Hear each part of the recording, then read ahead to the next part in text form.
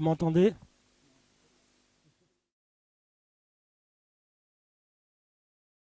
Bon, eh bien, bonsoir à tout le monde. On va lancer donc la soirée conférence. Je vous remercie à tout le monde d'avoir répondu présent donc à l'invitation de cette conférence qui porte sur l'insoumission et la Révolution française. On remet au nom de tout le groupe de la France insoumise de Côte d'Or et de Dijon. On remercie Jean-Marc Schiappa d'avoir bien voulu répondre favorablement à notre invitation. Nous sommes honorés de sa présence, la qualité de son travail. Il est membre de l'IREP. Il est président de l'IREP, excuse-moi Jean-Marc, ouais, désolé.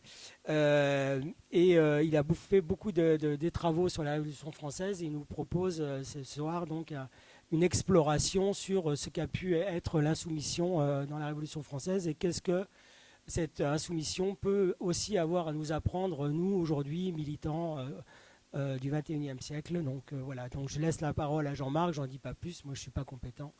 Et on va écouter avec attention ce que tu as à nous dire. On te remercie encore au nom de tous.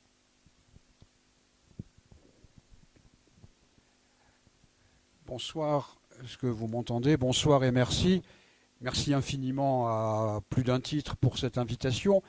Le principe d'accepter une invitation ou une conférence est redoutable parce que ça vous amène, normalement, à revisiter ce que vous pensez être certain et à remettre, à relire, donc à recorriger ou à corriger ce que vous avez écrit précédemment ou à ce que vous pensez précédemment. Donc, sur la Révolution française et l'insoumission, comme vous les rapports entre l'une et l'autre, vous pouvez imaginer qu'ils sont complexes, qu'ils sont nombreux, qu'ils sont, j'espère, fructueux sur un sujet aussi ample et aussi complexe, je viens de le dire.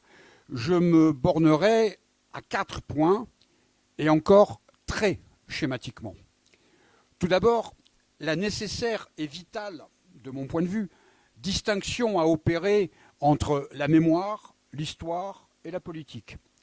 Ensuite, la définition d'une révolution. Ensuite encore, la tentative de définition de la Révolution française. Et enfin, la question de la fin, entre guillemets, de la Révolution française. Vous voyez bien que simplement dégager ces 4 aspects va nous amener à en éviter un certain nombre. Peut-être que la discussion nous amènera à revenir. De toute façon, la discussion, c'est vous qui la déciderez et c'est comme ça.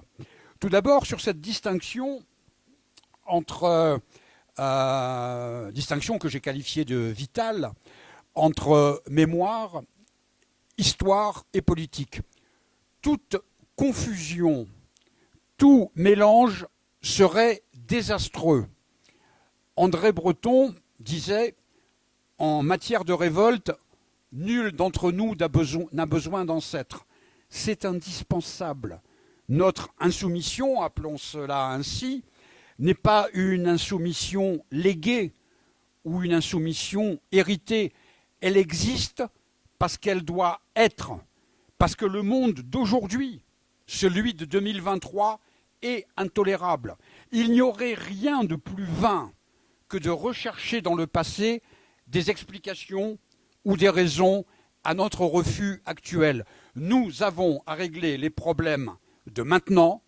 Nous ne sommes pas les soldeurs ni les revanchards du passé. La non-concordance des temps est épouvantable en grammaire, en politique, elle est désastreuse. Or, nous faisons de la politique. Mais, et c'est ici que les choses se compliquent, nous faisons de la politique dans un contexte précis, dans une histoire précise, dans des conditions déterminées. Nous ne sommes pas le produit de rien. Celles et ceux qui ont voulu aller dans le passé pour chercher le sens pour aller dans le sens de l'émancipation de l'humanité, nous sont chers. C'est indiscutable. D'un certain point de vue, ils sont plus nos camarades que nos ancêtres, à condition, j'insiste bien, de ne pas confondre les genres, les choses les époques.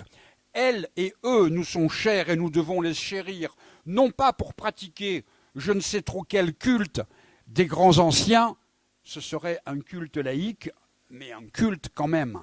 Il s'agit tout simplement de mesurer le chemin par lequel le combat pour l'émancipation est passé. C'est plus que pas mal. La mémoire et l'activité mémorielle sont donc souvent une part non négligeable du travail que je qualifierais d'occupation du terrain. Ce n'est pas négligeable. Le patrimoine culturel est aussi un enjeu politique et ce travail doit être fait. Quand on parle, par exemple, de destruction de statues et de vandalisme, on ne peut pas oublier que toutes les statues républicaines, je dis bien républicaines, détruites par Vichy et leurs commanditaires nazis, n'ont jamais été reconstruites à l'identique. Que Robespierre, élu de Paris, avait une rue à son nom jusqu'en 1946 et qu'elle perdit ce nom sous une mairie gaulliste et que la mairie dite socialiste ne lui a jamais rendu son appellation sous prétexte, dixit Delanoë, que Robespierre était un personnage controversé. Assurément, Jean-Paul II, l'ami de Pinochet, honoré par Delanoë et Hidalgo, et si quelqu'un pense à Tahiti, c'est une bonne pensée. Jean-Paul II n'était pas quelqu'un de controversé, Delanoë et Hidalgo l'ont honoré. Cette simple évocation permet d'indiquer à quel point l'activité mémorielle est nécessaire. Mais non seulement elle ne suffit pas, elle peut être le sujet de ravage incontestable si elle déborde de son strict champ d'action. Fleurir une maison où un personnage de l'histoire a vécu, toujours pour prendre l'exemple de Robespierre, eh bien, c'est bon, c'est légitime. Mais qui ne peut percevoir les limites contraignantes de cela? Peut-on considérer cela comme une action militante? Dans des limites données, oui. Mais alors, tout devient une action militante. Mais si tout est une action militante, rien n'est une action militante. Ce serait désespérant. La mémoire n'est pas l'histoire. Cette dernière, l'histoire, obéit à une méthode, des pratiques, une ambition, un rôle social, même d'un certain point de vue, un rôle moral. La première, la mémoire, est subjective, individuelle, fragmentée, incertaine. L'histoire est large, critique et comparatiste. La mémoire est étroite, ne serait-ce qu'à cause des yeux de l'observateur individuellement, acritique et unique. Cette distinction n'est pas une dévalorisation. La mémoire peut être utile à l'histoire justement parce qu'elle apporte de subjectif et de limité. Une pétition d'historiens, il y a quelques années, soulignait à juste titre la chose suivante. L'histoire n'est pas la mémoire. L'historien, dans une démarche scientifique, recueille les souvenirs des hommes, les compare entre eux, les confronte aux documents, aux objets, aux traces et établit les faits. L'histoire tient compte de la mémoire, elle ne s'y réduit pas. Pour essayer de nous faire comprendre, disons que Fabrice Del Dongo est à la connaissance de la bataille de Waterloo, ce que la mémoire est à l'histoire. La mémoire n'est pas l'histoire. Et l'une et l'autre ne sont pas la politique. L'histoire n'a à voir avec la politique que de loin. La politique, c'est l'art de changer les choses actuelles. Depuis quand l'histoire modifie-t-elle les choses passées? Pire, depuis quand pourrait-on modifier les choses passées? C'est en cela qu'histoire, mémoire et politique ne peuvent être confondues.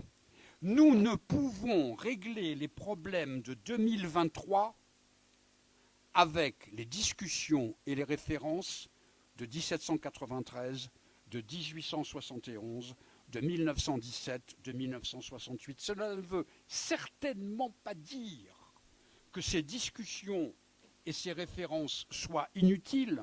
C'est exactement le contraire.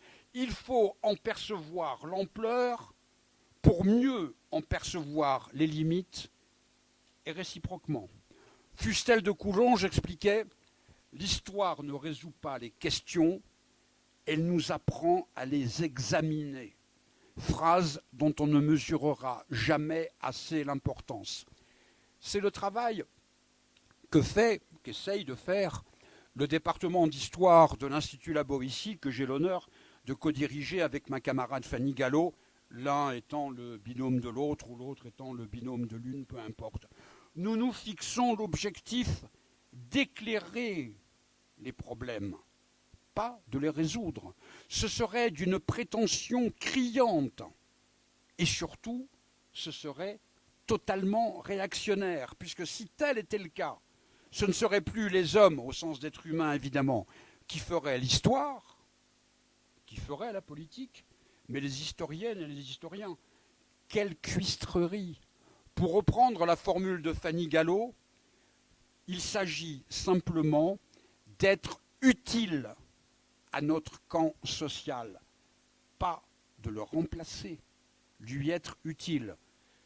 Et il y a de l'ambition dans cette modestie revendiquée.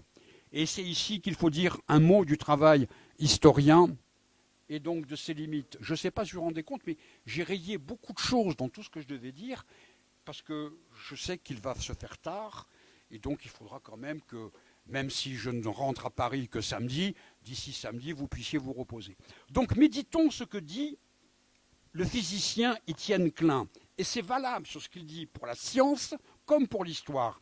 La science est républicaine par essence, elle a vocation à devenir affaire publique. Mais elle n'est pas démocratique au sens que les vérités scientifiques, la même chose pour les vérités historiques, ne se décident pas par un vote. Il en est exactement de même en recherche historique. La recherche historique, elle est républicaine, elle n'est pas démocratique. Depuis Marc Bloch, notre maître à tous, on définit l'histoire comme, je cite, la science des hommes dans le temps. Il précise bien les hommes et non pas l'homme. Ce qui n'est pas les hommes ne nous intéresse pas.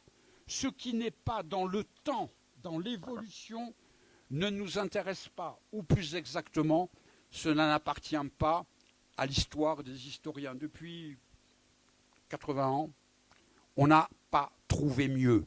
L'objectif de l'histoire devient à partir de là très modestement. On posait la question à Marc Bloch, à quoi sert l'histoire? Il disait nous aider à vivre mieux, rien de plus. Et certainement pas donner de leçons. On ne sait pas d'ailleurs quelles leçons l'histoire pourrait donner et à qui. Soyons encore plus brutales, l'histoire n'agit pas.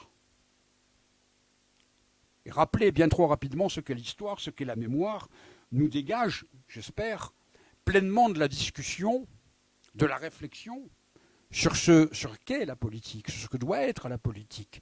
Transformer le monde, pour reprendre une formule célèbre. Parce que transformer le monde, ni la recherche historique, ni le travail mémoriel ne le peuvent. Nous, non seulement nous le pouvons, mais nous le devons. Et voilà pourquoi il faut interroger la Révolution française. Parce qu'elle est le point le plus haut de l'activité politique. N'en déplaise à François Furet, pour cette raison même, elle nous intrigue.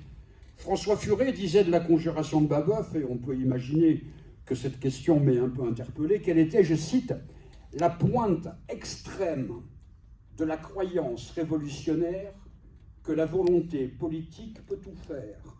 La croyance révolutionnaire que la volonté politique peut tout faire. Examinons cette proposition. Si la politique, c'est-à-dire l'action humaine, ne peut pas tout faire, c'est qu'il y aurait, qu'il resterait des choses immuables. Lesquelles? Au nom de quoi? Au nom de qui?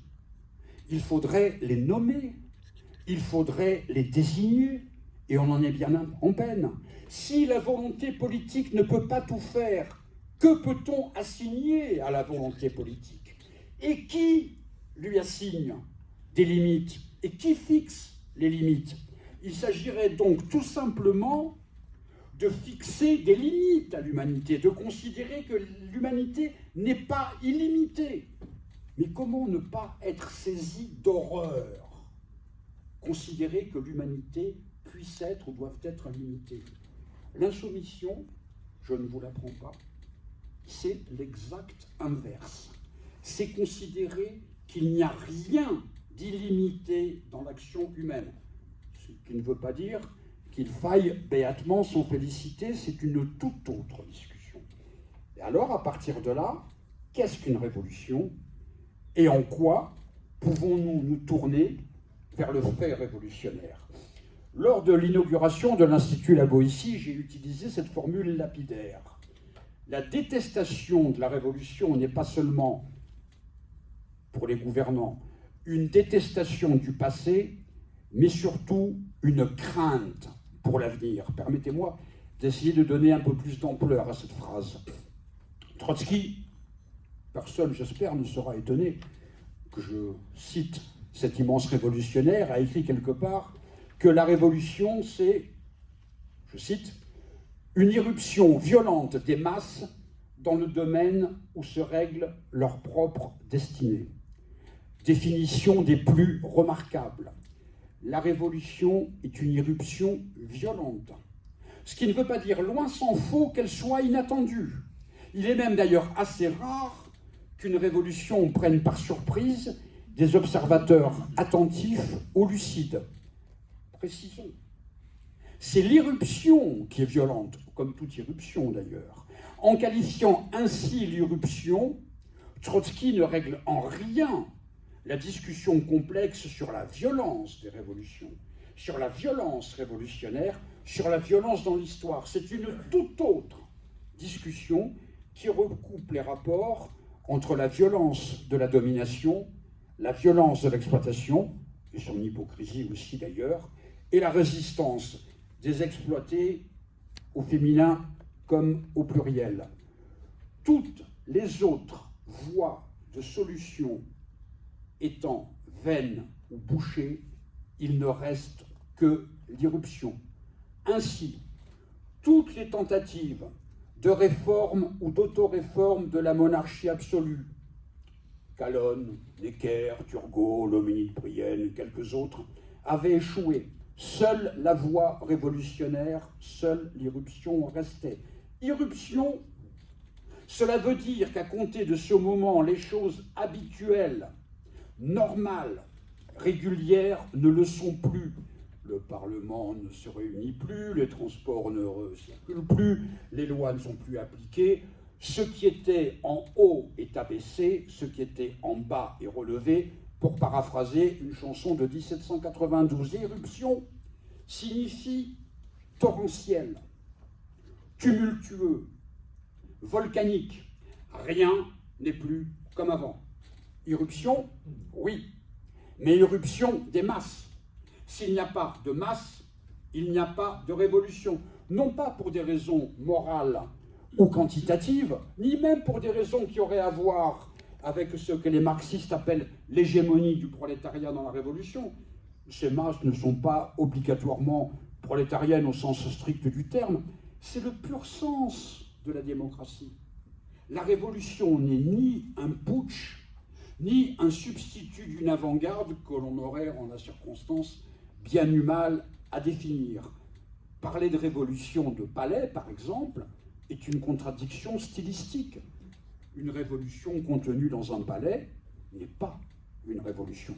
Au Portugal, en 1974, c'est l'irruption des masses qui fit du coup d'État des forces armées une révolution. En Italie, en 1943, c'est l'irruption des ouvrières et des ouvriers, des paysannes et des paysans, qui transforma la révocation de Mussolini par le roi en révolution. Autre terme dans la définition de Trotsky, domaine où se règlent leur propre destinée. L'entrée, par exemple, l'irruption violente, par exemple, de milliers de supporters de foot sur un terrain de sport n'a strictement rien à voir avec ce qui nous occupe.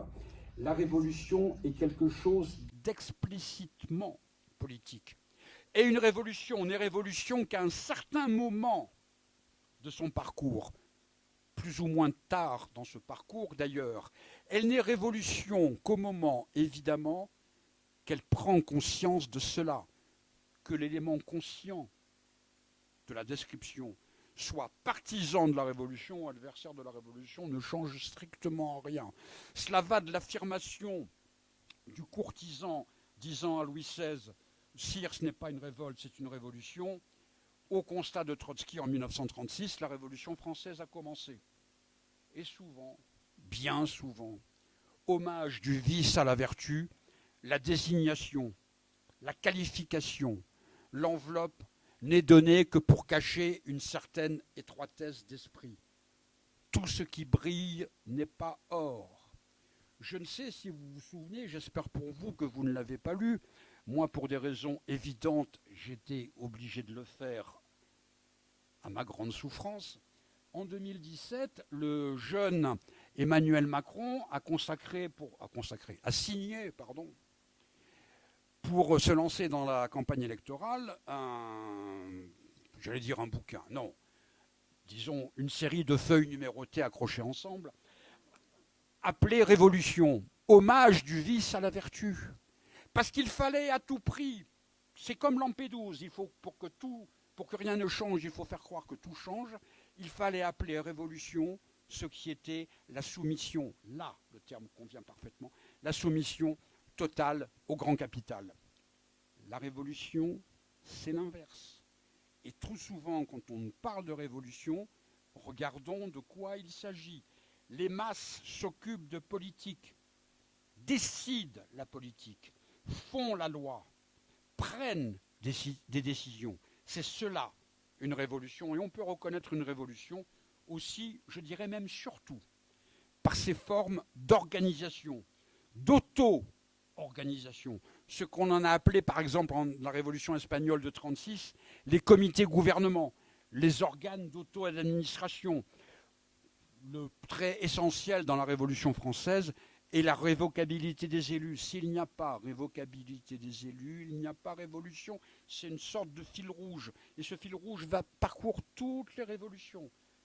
Depuis 89-93, la Commune de Paris, les soviets de 1917 et très certainement les comités de grève futurs. Voilà pourquoi il faut nécessairement, pour l'ordre établi, contenir et éloigner le plus possible les masses de la politique, de toutes les manières possibles. Et avec ta permission, je vais m'éloigner un petit peu de ce qui est écrit. Depuis plusieurs semaines, depuis plusieurs mois, je l'ai dit hier dans une conférence sur un autre sujet, à Nevers, où je parlais du 9 Thermidor et je disais, le 9 Thermidor, c'est très bien, on a enfin trouvé le responsable, le coupable de toute chose, quelqu'un qu'on pouvait accuser sans problème de tout. Et j'ai dit non, il ne s'agit pas de Mélenchon, il s'agissait de Robespierre. Depuis plusieurs semaines, vous assistez comme moi à... c'est innommable. J'en parlais avec un journaliste qui était présent, je disais à ce journaliste, qui m'a l'air sincère, bien que journaliste, je lui disais, mais est-ce que vous avez déjà assisté dans l'histoire à un tel déchaînement de calomnies, de mensonges, de bobards, de fake news, pour parler comme... Vous avez vu comme moi ce qui est arrivé à Dominique de Villepin. Et Dominique de Villepin, le moins que l'on puisse dire, c'est que c'est pas, comment dirais-je, c'est pas un copain perso. Peut-être à vous, mais moi... Donc, simplement, parce qu'il n'a pas dit exactement ce que veut entendre Joe Biden et ses caniches, il s'est fait falsifier dans des proportions... c'est du jamais vu, ce qui s'est passé. Pourquoi ? Pourquoi veulent-ils à tout prix nous terroriser et terroriser les masses ? Pour une raison extrêmement simple. Il faut renverser la preuve de la charge. Ils veulent nous terroriser parce que eux sont terrorisés. Parce que qu'on le veuille ou non, de toutes les manières possibles, les 22% de Jean-Luc Mélenchon aux dernières présidentielles, ils l'ont encore là. et ils ne sont pas finis de l'avoir en travers de la gorge. Et ça explique toutes les manœuvres possibles et inimaginables pour essayer de nous faire rentrer dans le rang. Nous ne rentrerons pas dans le rang. C'est ça l'explication. Pour l'ordre établi, il faut terroriser les masses, parce que eux sont terrorisés. Leur leitmotiv, c'est expulser les masses. Notre point de vue est tout simplement, radicalement, l'inverse. La politique étant l'objet de la vie de tout le monde, il est nécessaire que tout le monde en soit acteur. Alors, à partir de là, troisième volet de cette discussion, qu'est-ce que la Révolution française? Dans le laps de temps imparti, avec le plan que je me suis imposé, il n'est rien de dire que la définition que je vais vous livrer sera l'ombre schématique du nombre schématique.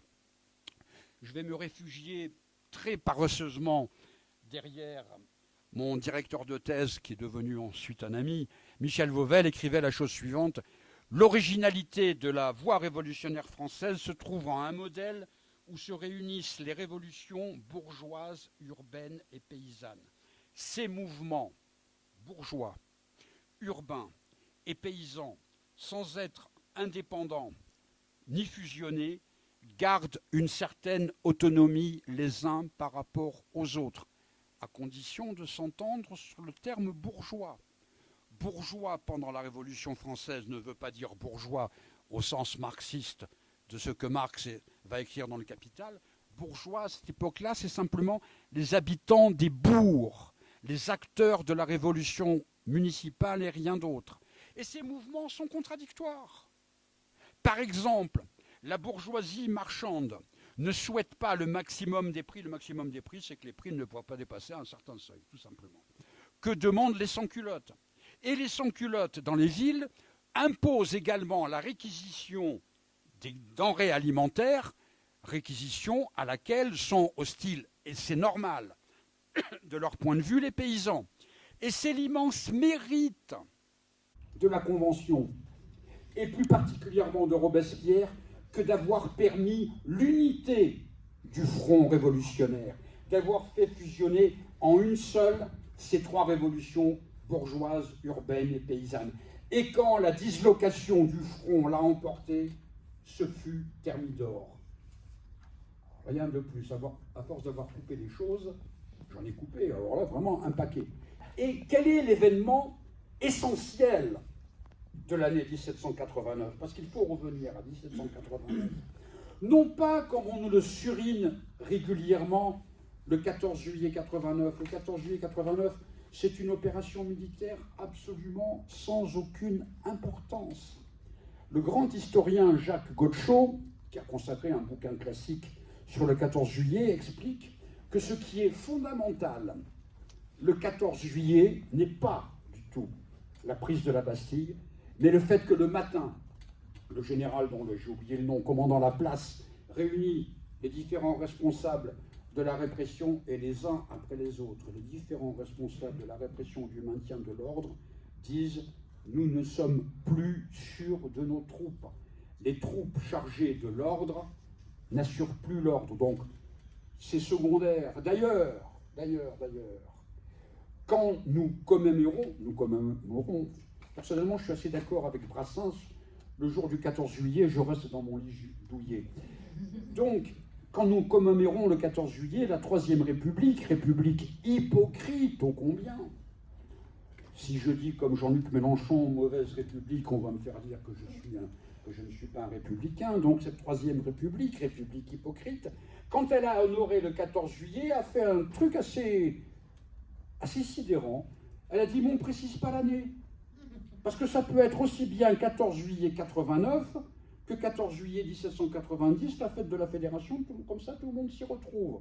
Vous savez, un endroit où tout le monde s'y retrouve, ça s'appelle un bordel, hein. Il n'y a pas d'autre mot. Donc, dire que c'est le 14 juillet 89 qui est la journée la plus importante de l'année 89, voire même de la Révolution, c'est faux. La journée la plus importante de l'année 1789, et de ce point de vue, je suis totalement d'accord avec mon camarade et complice Pierre Cernat, c'est le 5 octobre 1789. Que se passe-t-il le 5 octobre 1789 ? les femmes, et non pas les femmes de manière générale, et certainement pas Olympe de Gouges, les femmes des catégories populaires, à commencer par les dames de la Halle, vont à Versailles pour non pas récupérer le roi, etc., etc., rentrent dans la salle de l'Assemblée nationale et imposent à l'Assemblée nationale le contrôle des élus par la masse. Mounier, président de l'Assemblée, revient d'une délégation auprès du roi et assiste à ce spectacle sidérant. Les femmes sont dans la salle de l'Assemblée nationale. Les femmes engueulent les députés, les femmes discutent avec les députés. Il y en a même une qui est assise à sa place, à lui, Mounier, président de l'Assemblée nationale. Le 5 octobre 1789, quand les femmes des catégories populaires, à commencer par les dames de la Halle, rentrent dans l'Assemblée nationale, elles imposent le contrôle des élus par la masse. Et c'est ça, la révolution. L'Assemblée nationale doit capituler. L'Assemblée nationale capitulant, elle oblige le roi à capituler. Le roi, la reine, la famille, rentrent à Paris avec l'Assemblée. Ils sont prisonniers de la Révolution. La Révolution, elle est là. Et la Révolution, donc, c'est un mouvement qui aboutit, un mouvement de masse qui aboutit à un ordre nouveau. Et on ne peut considérer la Révolution française sans cette foule, sans ces clubs, sans ces hommes et ces femmes, sans les paysans, les artisans, les sans-culottes, les bourgeois, les soldats, les intellectuels, tout ce que vous voulez, qui ont secoué le monde ancien avec les moyens de la démocratie active de 1789 à 1795. La Révolution française, beaucoup plus que d'autres phénomènes portant le même nom, a détruit un monde et a donné naissance à un monde neuf. Elle est la mère de toute la Révolution. Et quand j'ai écrit ça il y a quelques années, il y a un imbécile d'extrême gauche, il y en a beaucoup, mais celui-là en particulier m'avait daubé en disant « Mais ça veut dire quoi ?» Ben oui, ça veut dire que c'est la mère, ça veut dire que c'est la première, c'est quand même pas très compliqué. Bon, passons. Essayer de faire comprendre des choses à l'extrême gauche, c'est pas toujours coton. Donc, très souvent, on dit de la Révolution française, oh, il y a Dijon, vous en connaissez quelques-uns, d'après ce que j'ai cru comprendre. Comment dirais-je, la Révolution française, elle est tellement la mère des révolutions que très souvent, on dit pour elle la Révolution, tout court. Ce qui, au passage, est assez injuste pour les événements ultérieurs, qui, pour un certain nombre d'entre elles, sont directement et explicitement inspirés. La Révolution française a été une révolution absolue. Elle fut absolue dans ses conséquences et dans ses déterminations pour une raison extrêmement simple. Et si on ne comprend pas cette raison, on ne comprend rien à tout le développement de la Révolution.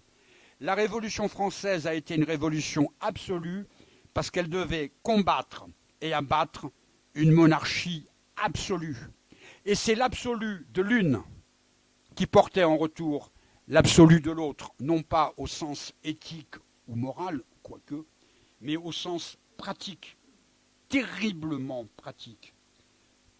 Alors, à partir de là, on comprend pourquoi il est logique, ou d'un certain point de vue compréhensible, d'avoir plusieurs manières de minorer, de mésestimer, de caricaturer, voire même de falsifier la Révolution française.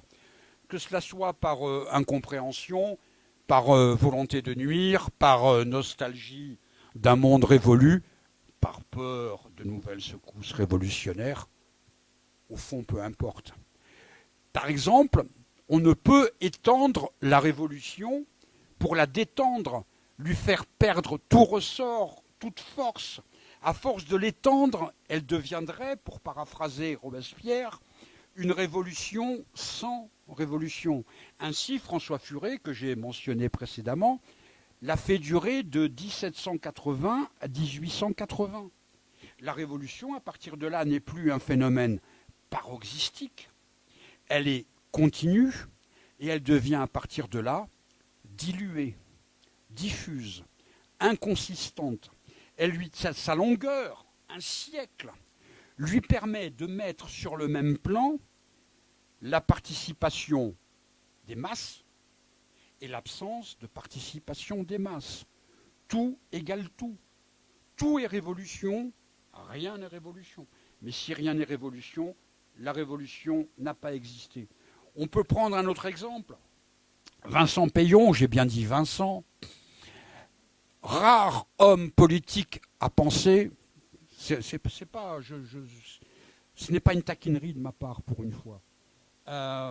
C'est vrai, il n'y a pas énormément d'hommes politiques en dehors de chez nous à penser, mais Vincent Peillon en fait partie. Ce qui ne veut pas dire qu'il faille toujours être d'accord avec lui, mais pour paraphraser Lénine, j'ai cité Trotsky, je peux bien citer Lénine.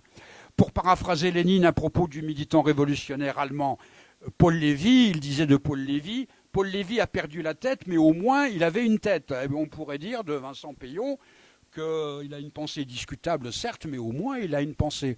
Et Vincent Peillon a fait un bouquin il y a quelques années dans lequel il prend le contre-pied de François Furet en disant « La Révolution française n'est pas terminée ». Bon, ça mérite quelques examens là aussi.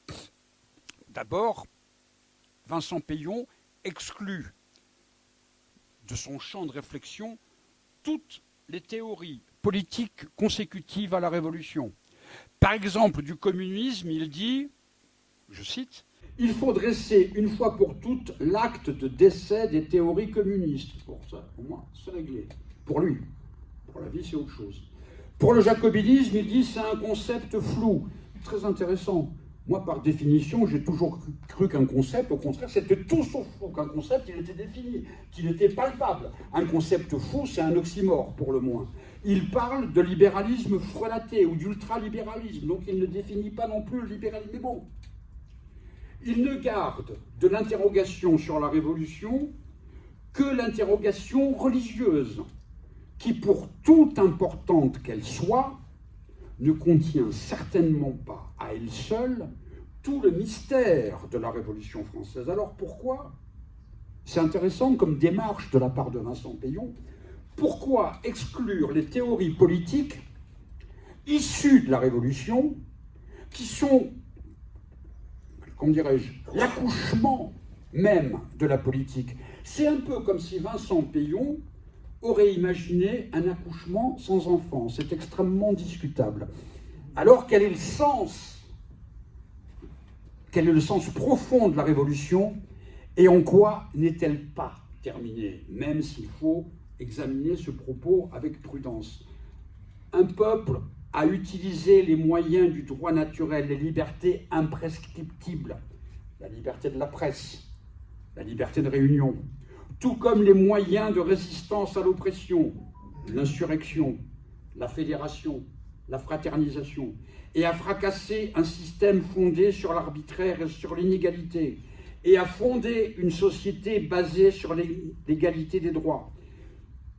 Ce peuple a procédé à une modification radicale de la propriété, et par cela même, du clergé et des nobles, par cela même, le peuple a prouvé que le peuple est le seul souverain, que rien n'est interdit ni illimité pour l'humanité. La période révolutionnaire fut le triomphe de la politique parce qu'elle fonda la politique moderne. Voilà pourquoi la Révolution française n'est pas terminée, et voilà pourquoi elle est terminée, et ce n'est pas une pirouette de ma part. Parce qu'il faut s'entendre sur ce que signifie terminer une révolution. Du point de vue de la méthode de l'analyse historique, comment définir et sur quelle base qu'un processus est achevé?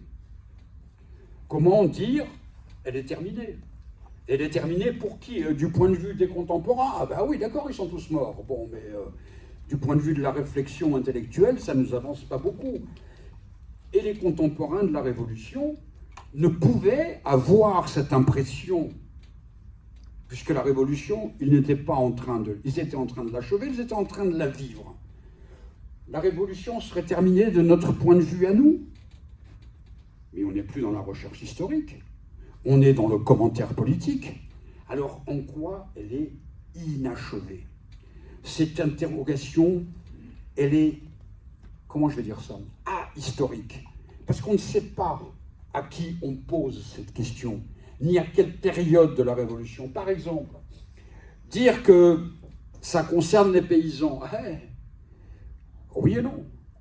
La Révolution française a donné la terre aux paysans et elle a façonné la France de 2023, je dis bien de 2023, sur nombre d'aspects. En attachant la paysannerie à la terre, elle a interdit l'exode rural qui est arrivé extraordinairement tard dans l'histoire de la France, des décennies après l'Angleterre, l'Allemagne et la Belgique. Elle a entravé la constitution d'un prolétariat industriel indigène. Le capitalisme français a dû chercher ses ouvriers en Pologne, en Italie, en Belgique, dans les colonies de l'époque. Et si on n'a pas cette notion en tête, on ne comprend rien à la démographie française, ni à la place de l'immigration dans la construction de ce pays. C'est aussi pour cela que les discours anti-immigrés de quelques... Vous savez, les Français de papier, c'est un discours réactionnaire dans tous les sens du terme.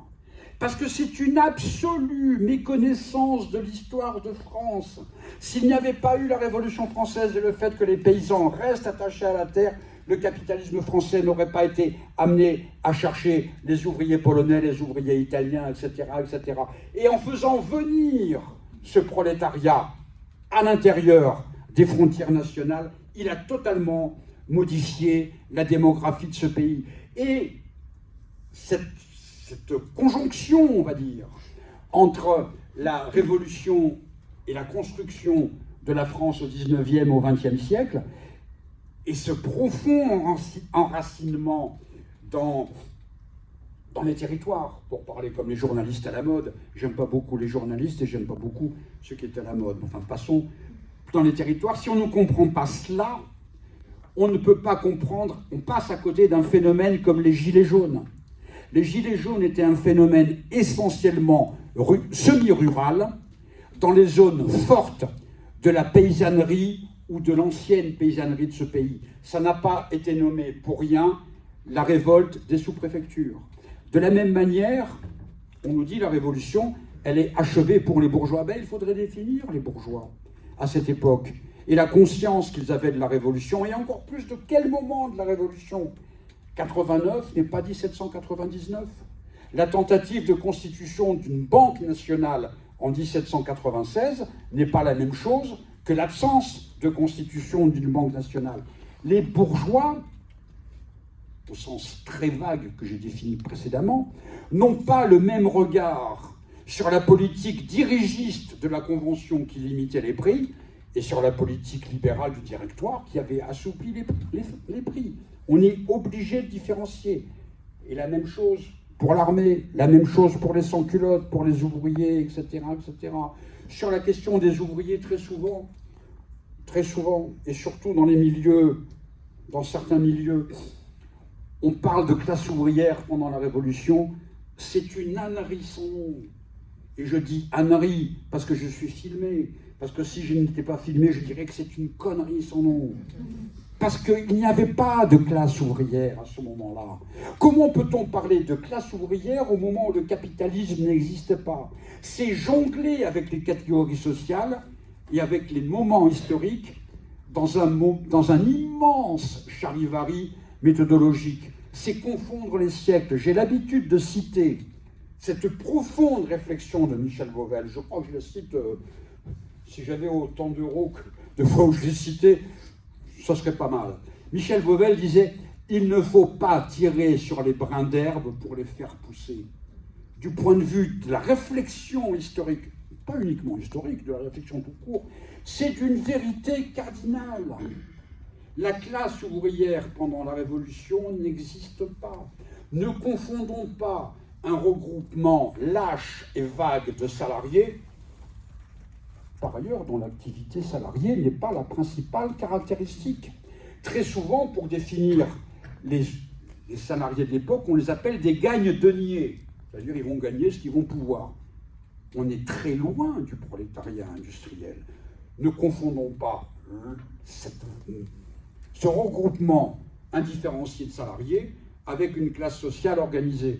Et on pourrait parler la même chose de différentes catégories, bien évidemment, avec un problème qui est le suivant, c'est que quand on parle de révolution terminée, la révolution est terminée parce que les questions posées par elle sont devant nous, et aussi parce que nous ne pouvons pas influer sur le déroulement de la révolution, à moins de nous faire croire que la France de ce 1er et 21e siècle serait identique à la France de la fin du XVIIIe siècle. C'est tellement aberrant qu'il n'y a pas de problème. Et dans l'histoire de la Révolution, même le plus inattentif des observateurs voit que le radical de la veille se fait dépasser par un plus radical et qu'il doit quitter la scène avant même que le radical nouveau ne fût à son tour déconsidéré et abandonne le premier plan.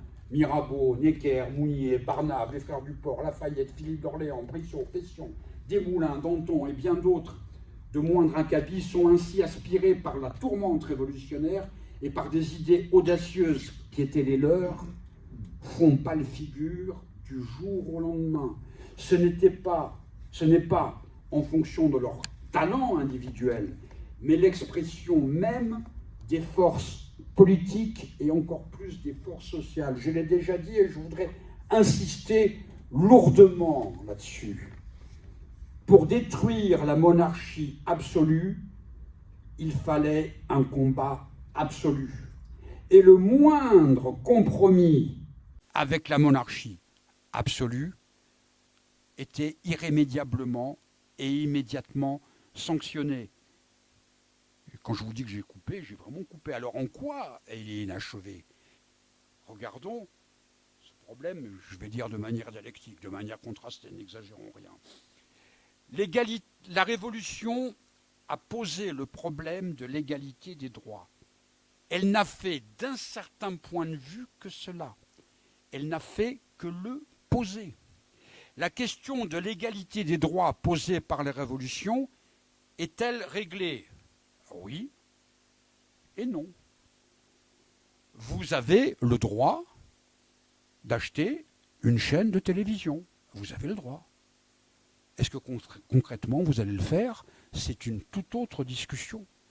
Qui peut dire que la question formelle, celle du droit en l'état, est secondaire? Il y a un exemple que je prends souvent qui permet de comprendre. J'ai le même droit qu'Usain Bolt de courir le 100 mètres. J'ai le même droit. On peut se mettre tous les deux sur la ligne de départ. Quelques secondes après, ça sera différent. L'égalité des droits ne veut pas dire la solution des droits. Et qui ne peut voir la différence avec l'Ancien Régime où l'égalité des droits n'était pas simplement posée? Sauf que, c'est cette réponse contrastée, un droit sans possibilité concrète d'application, est-ce que c'est toujours un droit? Cela mérite examen et on ne peut pas répondre oui ou on ne peut pas répondre non. Donc la révolution, sur certains aspects, est terminée. Elle est même terminée sur les aspects essentiels qui dépendent, je viens de dire, de l'affirmation de l'égalité des droits. C'est pour ça, je ne sais pas si vous avez pris connaissance d'un bouquin assez étonnant, confus, touffu, compliqué, de Jean-Clément Martin sur penser les échecs de la Révolution française. Faites ce que vous voulez, hein, mais c'est assez incompréhensible. C'est assez incompréhensible pour une raison simple, si j'ose dire. Jean-Clément Martin fait comme si la Révolution était un objet ou une personne identifiée à qui on pouvait s'adresser, à qui on pouvait faire tel ou tel reproche. Pour qu'il y ait échec de la Révolution, il faut considérer qu'il y ait une volonté délibérée. C'est faire de la Révolution française une seule et même personne, unie et déterminée, dans une pensée et dans une action, comment dirais-je, fixée. Je peux dire que Napoléon Bonaparte, qui a grandi à Ajaccio lui aussi, Napoléon Bonaparte, il a échoué à Waterloo. C'est factuel, c'est irrémédiable, c'est établi. On peut dire que Louis XVI a échoué dans sa fuite à Varennes. C'est factuel, il n'y a rien à dire. Quand, comment, où la Révolution a-t-elle échoué? Par rapport à quel objectif premier? Donc tout ceci, je dirais, mérite un singulier examen. Il y a quelques années de cela, quelle heure est-il? Je parle depuis combien de temps? 3 jours. Oui, ben, je vous rassure, nous approchons de la fin. Il y a quelques années de cela, je terminais une synthèse sur la Révolution française par la chose suivante. De ces années de poudre et de sang, l'histoire va retenir surtout que rien ne peut enchaîner les hommes. Je mesure bien plus que tout autre ce qu'il peut y avoir d'outrecuidant, de prétentieux à se citer soi-même, mais à tout prendre. S'il y a bien quelque chose qui peut, qui doit fixer le rapport entre la Révolution française et l'insoumission, tant comme phénomène politique que comme attitude morale, c'est cela. La Révolution française est la preuve vivante du refus de l'humanité à vivre enchaînée.